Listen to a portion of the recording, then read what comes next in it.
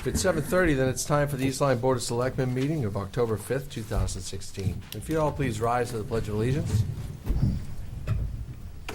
I pledge allegiance to the flag of the United States of America and to the republic for which it stands, one nation, under God, indivisible, with liberty and justice for all.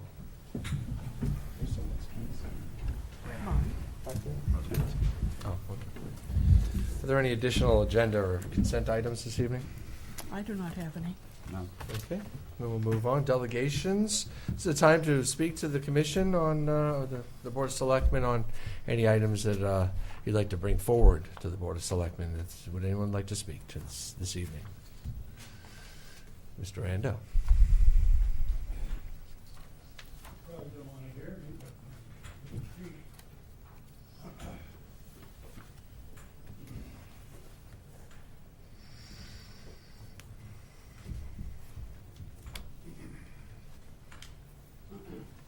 I have a few things to say. It might take more than 5 minutes, but I'll say them. First thing I want to say, sir, Ron Randall, 194 Boston Post Road, East Lyme, Connecticut. I see in the paper the other day that we lost another case in the courtroom. We have 6 people sitting on this Board of Selectmen. I would like to have a couple of you people do a little study on how much money that this zoning official has cost the taxpayers of this town. I'd like to know the taxpayers, to know how much money has been wasted by this guy. Quite a bit, as far as I'm concerned. And I think somebody should look into it, because over the years he's cost us a lot of money. It's about damn time it was stopped. Now, back in the 70s or the 60s or the 80s, I don't remember what it was, but we were talking about police departments. We were going to put one up behind the high school, which would have been a nice building. And I even talked to Joe Riley and asked him something one time, that if we did pass it, that he'd be probably a nice guy to be a chief to get it off the ground.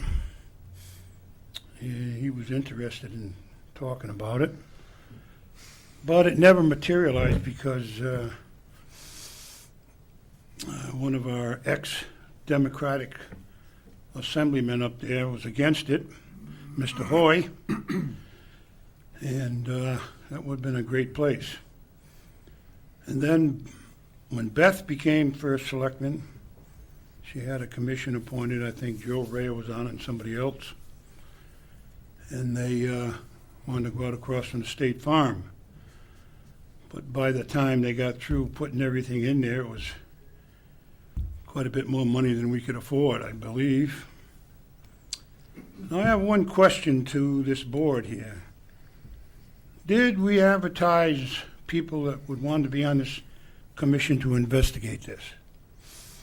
Because I read the paper every day, and I check politics mostly all the time. That's what I enjoy doing, and I didn't see any place where people were asked to come forward and want to get on the task force.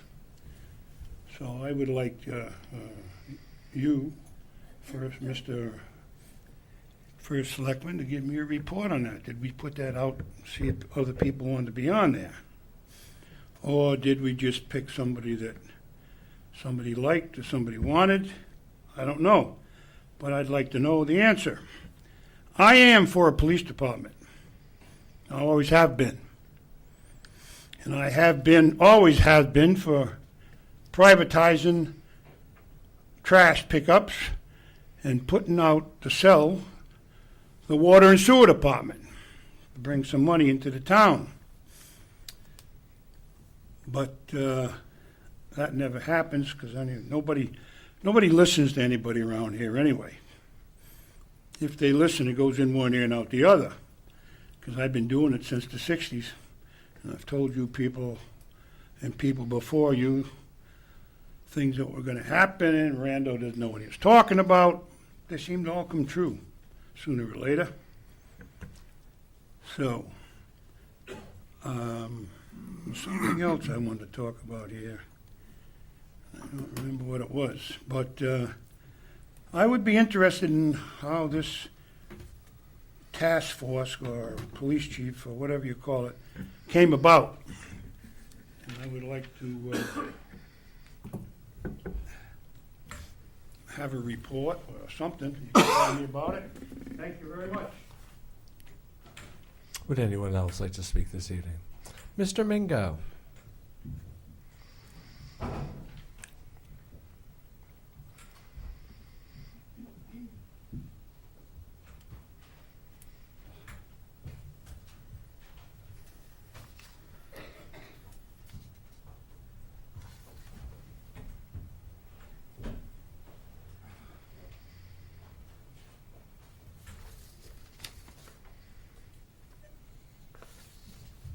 Do you need my address?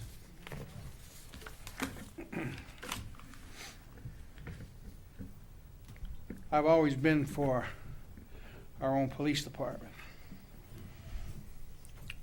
I served on a committee, a task force, if you want to call it. And by the way, this is an esteemed group of gentlemen here. A few years back, when we started to investigate, a police department in town, our own police department, and I can remember studying this issue at length. I took a trip to Acton, Massachusetts. We had a very, very good architect whose business was it to build police stations. And he took us up to Acton, and we saw a station up there that was built in Acton. It was almost identical to the one that was proposed here in the town of East Lyme. It could have been built for around $6 billion. But it never came to be because a few people, one particular politician says he's going to wash his hands of it. And the next thing that happened, we were going to do something at the National Guard base with Cugno, and that never came to materialize. And then the National Guard said no buildings within 200 feet of the property line, so that became dead. And then we had another force that was going to build a police station down across from the prison, some $20 million. That never materialized. So here we stand another 15 years later. We still don't have our own police department. A little bit of nostalgia. I can tell you the names of the chief of police in the little town that I was raised in Rocky Hill, Connecticut, from Elmer Edwards. As a matter of fact, I have a picture sitting in his police cruiser when I was about 10 years old. And I can almost name every police chief, which I can't do in this town. And I'm not against at all our own police department. And the question is, what's the first step? Do we create an independent police department? Or do we do what we should do with the town of Ledyard, the town of Montville, the town of Waterford, and several other towns? They built a building to house an independent police department, which probably should be the first step here, is to build a proper facility. But that's got to be an issue for another day. I think it's a great idea, but I have some reservations in light of things that have happened in this country. One of them being, how do you get rid of a police chief? It's costing the city of London a small fortune. I don't know exactly what the figures are in North Haven, but I never did pick up the millions of dollars that they had to go through to remove the police chief there. So I don't quite know. My way of thinking is maybe we need to get a high sheriff instead of a chief of police. Then let the voters pick the police chief, and when they don't want him, they vote him out of office, and he doesn't get any money. That might be an answer to that. I don't know. That's for the powers to be to decide on. It's not going to be an inexpensive proposition. Probably the best thing that we could do. Should have been happening a long time ago, and if politicians kept their nose out of it way back, we would have had a beautiful police station up behind the high school with all the amenities that we need, and we'd be 10 years into with our own police department. The building they have down here is not adequate. We don't own it. It sits on some polluted ground. That's the reason why we never took the deed to the property, because of the PCB that's under there from all the transformers and all the work that was done in there. It's nothing but a warehouse. And, towns aren't eligible for Superfund money to clean these things up. So what's going to happen first? Are we going to get paid our own police department, or are we going to build a police station, or are we going to do both? That's up to you folks to decide. My other issue is a police commission. I firmly believe it should be an elected position so that the politicians can't meddle and that the voters can remove them. That's the way it should be. Because this town has a habit of removing people who sit on commissions who don't agree with the way they think. And in the end, it's going to cost the town a lot of money because of a few things that happen. I have no issue with the police station, but there is something going on here in town that eventually the piper's going to have to be paid. And I hope I'm not alive when that happens. But I like to move forward. I firmly believe it's something that should have happened a long time ago. We have a great police department. I know who in my own heart, who I'd like to see be the first chief of police in town. Whether he'd accept the position or not, I would kind of doubt. But he's a cop's cop. And I'm just going to let it go at that. And thank you for your time. Would anyone else like to speak to the commission or the Board of Selectmen this evening? Anyone else? Okay. We will move on our agenda. As you all know, there is a place for public comment at the end of our meetings as well. With approval of minutes of the meeting of September 7th, 2016. Move to approve the minutes of the meeting of September 7th, 2016 as submitted. Second. Any corrections? All in favor say aye. Aye. Any opposed? Any abstain? Ayes have it. Is there a consent calendar? Move to approve the consent calendar in the amount of $7,214.77 for the meeting of October 5th, 2016. Second? It's been seconded. Any comments? All in favor say aye. Aye. Any opposed? Any abstain? Terrific. We'll go next to our only new business item this evening, and that is the discussion of an independent police force.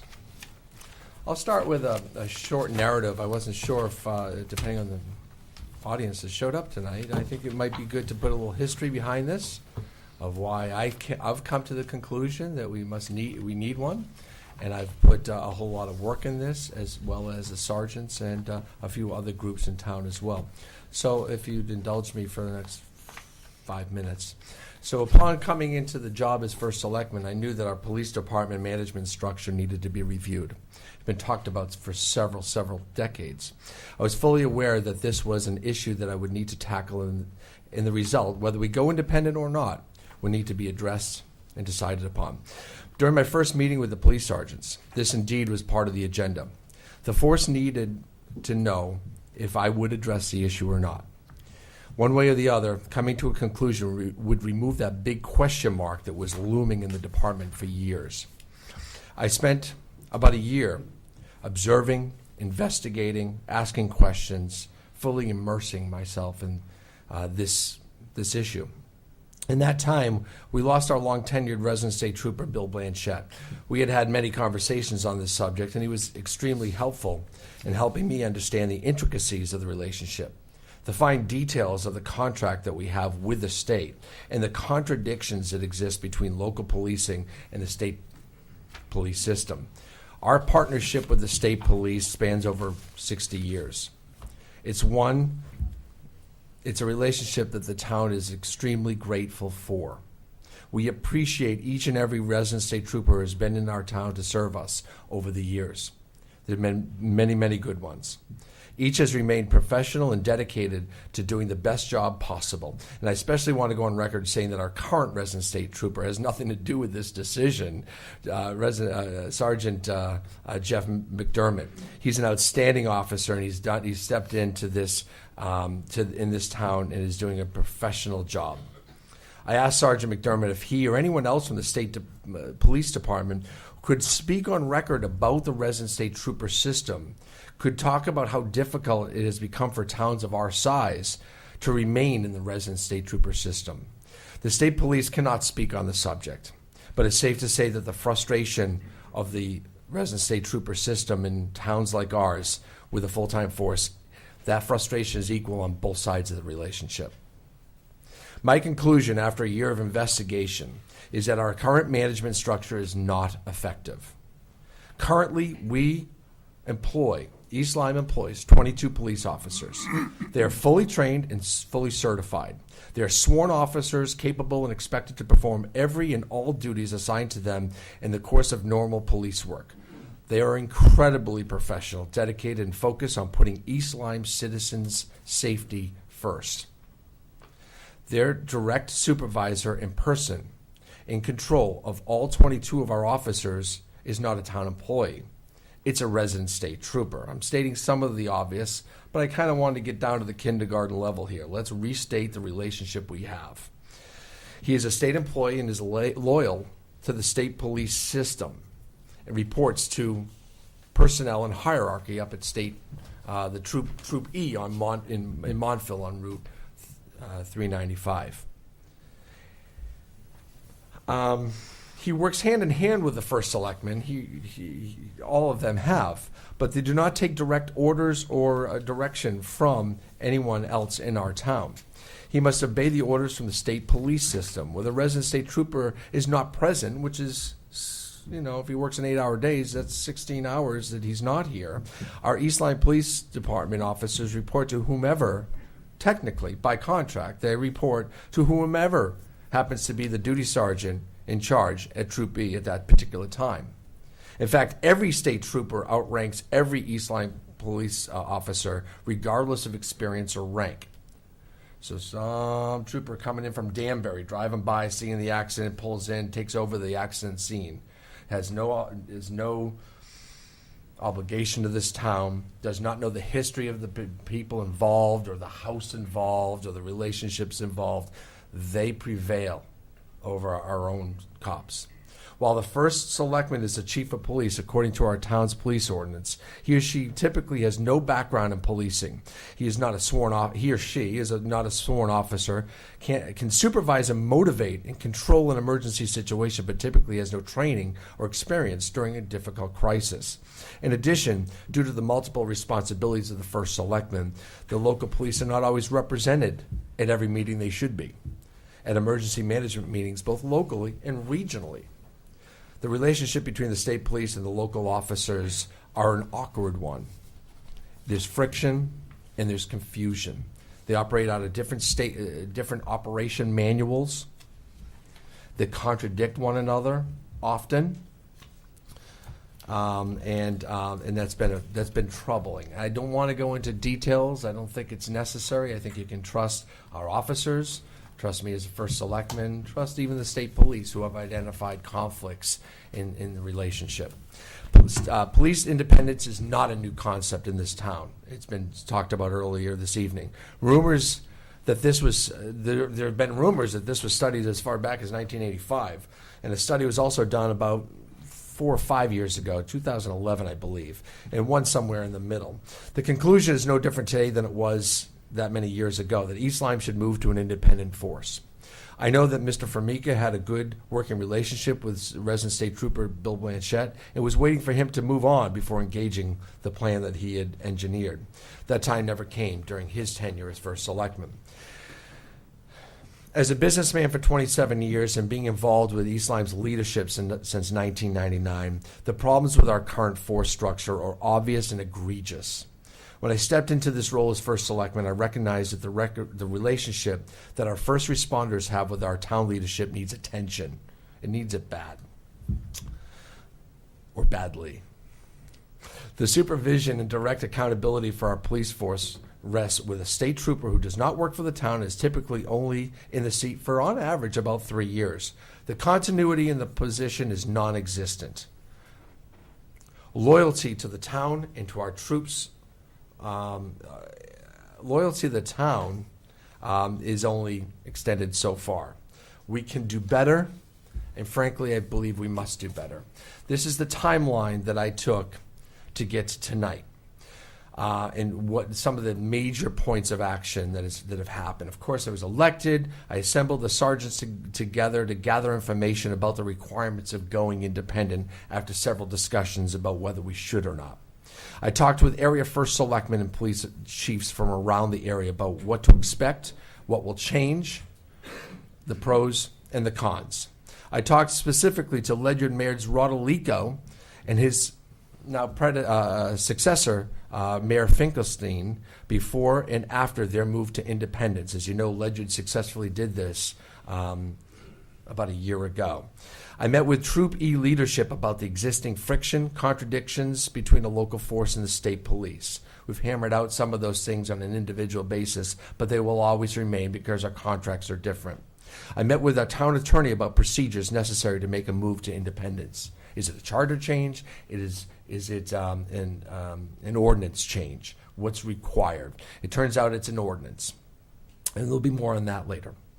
I met with Chief Darren Stewart. He's the chief of police in Stonington, but he's also the chair of a subcommittee of the Connecticut Police Chiefs Association. And they put together the study about 4 or 5 years ago, 2011, 5 years ago, and they updated the study for our consumption this evening. They updated the study to highlight and identify the necessary steps needed to go independent. I also solicited his advice and recommendations. And finally, after all investigations were concluded, and I certainly had my mind made up that I wanted to bring this forward to the Board of Selectmen, I assembled an unbiased, neutral member task force to go over all the information that was collected to verify its completion and its accuracy. It was important for me to have this body look over the information for verification. It was just another set of eyes. There's nothing in our charter or in our rules saying I need to put a task force together.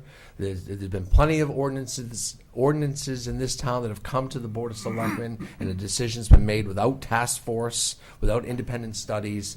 I decided to assemble one because, as the old saying goes, trust but verify. And that's exactly what I did by assembling volunteers, residents of our town, to come together with various different degrees of experience. And I'm very, very grateful for your service to the town. This decision is not about a building. This decision is about the management of a police force, not a police building, not whether we need more cops on the street or not. This is a simple matter. Who's running the show over there? An outsider or one of our own? Should East Lyme have control of the officers that are responsible for keeping law and order in our town? Should there be local responsibility, accountability, access over the areas of liability, certification, and yes, budgetary issues? My conclusion is simple. You can tell. We must make this decision. We must make this move. I've uncovered a lot of things, looked under a lot of rocks, talked to a lot of people, really got into why there was a resident state trooper system and what the purpose of that was. We no longer qualify for the original purpose. We are 22 officers in a town of 20,000 people, and on a summer day, we're 40,000 people. There's a lot going on in this town, and we need local control. We need local control of our budget. Frankly, we don't have that. And, we a couple of years ago, which spurred this on, is the state moved from, I think it was 75% payments to the resident state trooper to 85%. Is that right? Was it 75%, Anna?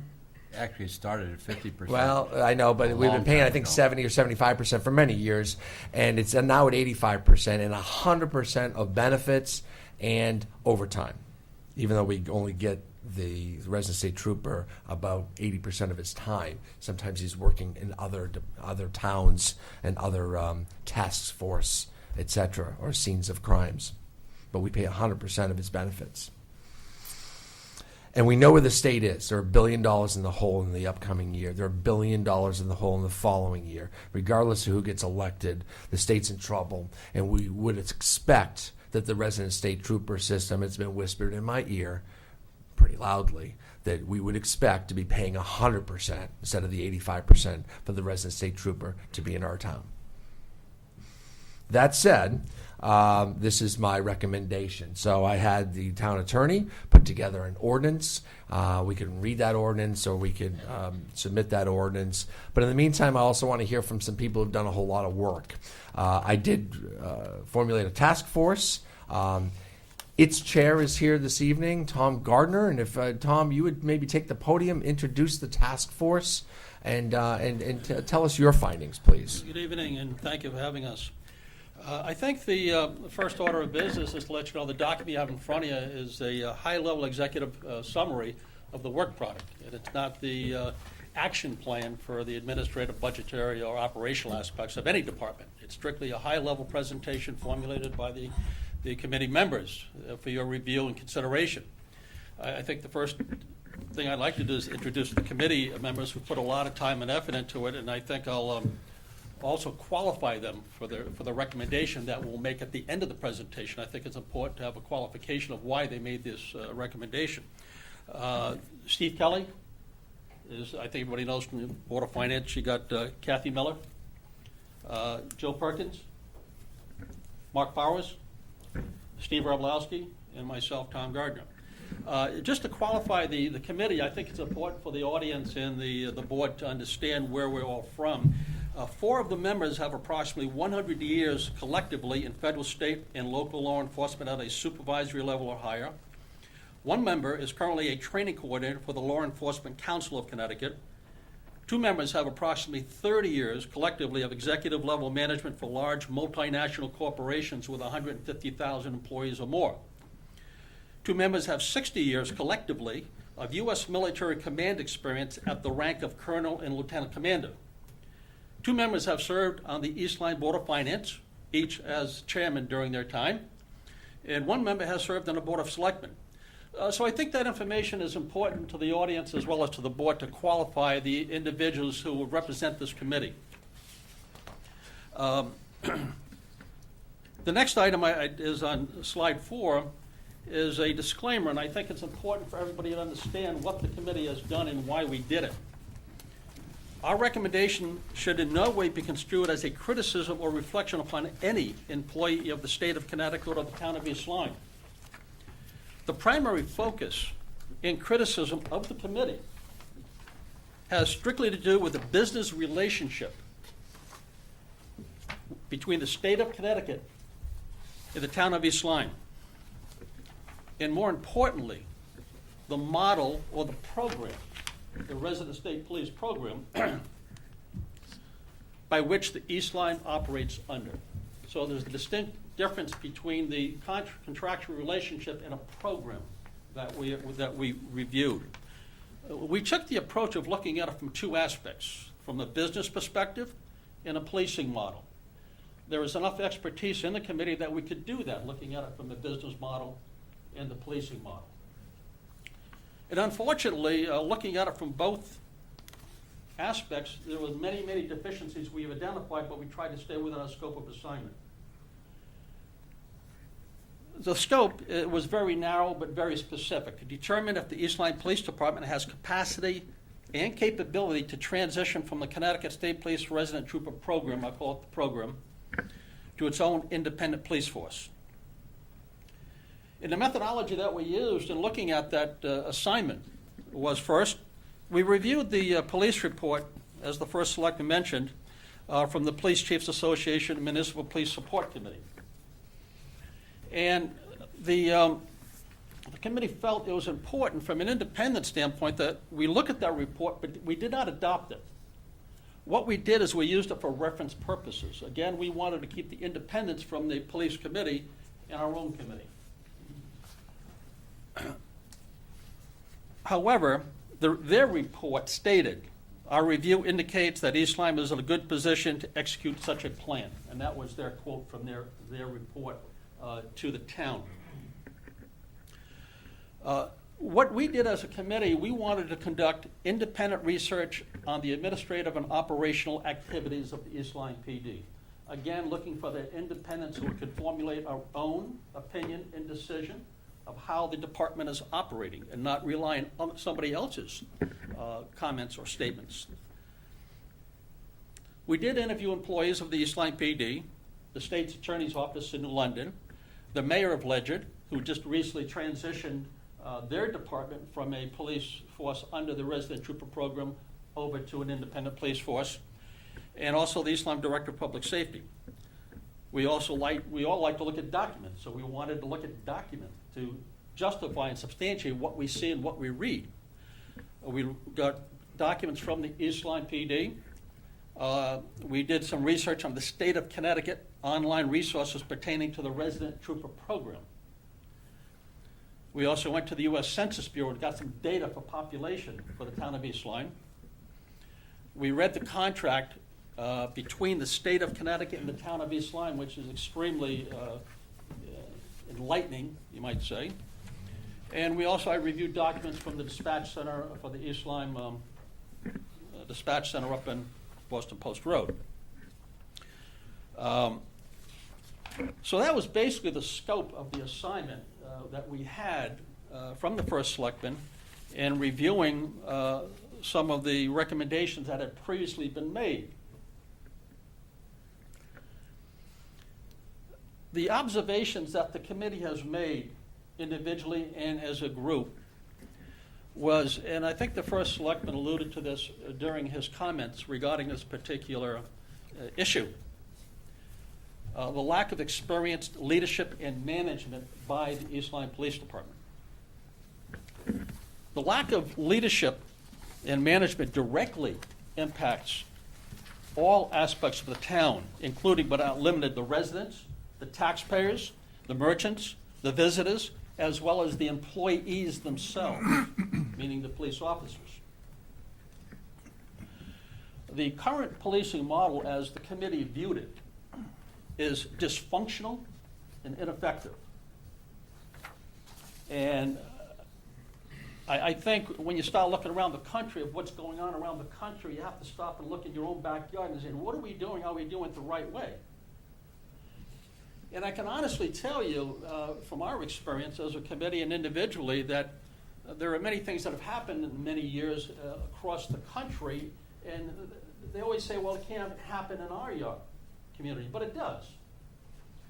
And our opinion is, based upon an old, I'm not sure if it's that old, the DoD, Department of Defense study, there's a risk threat assessment that takes place. And I honestly feel, and I think the committee feels as well, there's a strong liability attached to the current model or program that we operate under. It leaves the community, the town, vulnerable. Excuse me. And that has to change. Just make sure you keep in the microphone. I know you, yeah, people at home will want to hear this too. Thank you. For an example, we use two different reporting systems. The state police mandates that they use, our police officers use their reporting system. We have our own internal reporting system. They're not redundant, they're disparate systems, meaning whatever you do in one, you must do in the other, which is a waste of time and energy and lack of productivity when they could be doing something else. We have two different radio systems, which concerns the committee greatly. In a crisis situation, do they grab the wrong radio and call for assistance? Is the radio working? Is somebody listening? Whenever there's a crisis situation, which many of the committee have been in, things have to turn very cloudy and unsure what to do, when to do it, how to do it, and then things have to be done very quickly, whether it be their own safety or somebody else's safety. And having two separate radios could easily lead to confusion and somebody picking up the wrong radio and broadcasting a message to the wrong person or people not hearing it. So we're very concerned about that. the model that is currently being used by the East Lyme PD, again, the program, the model, is in direct conflict with administrative and budgetary practices of the town of East Lyme. I think the first selectman alluded to the two separate operating policies. The state police has their own operating policy, which they require officers to follow. And the town of East Lyme has an operating policy for the officers to follow. And I'm familiar with the one, I helped author it and read it, and I can see how there'd be a conflict in which one do you follow. I think also that the first selectman in his comments made mention of that the contract employee who is the resident trooper does not possess the experience or expertise the town needs at this time.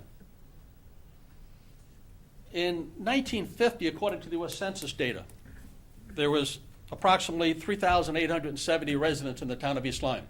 These are full-time residents, not the people who come in for the summer. And in 2010, the census had us at 19,159 residents, which is about a 500% increase.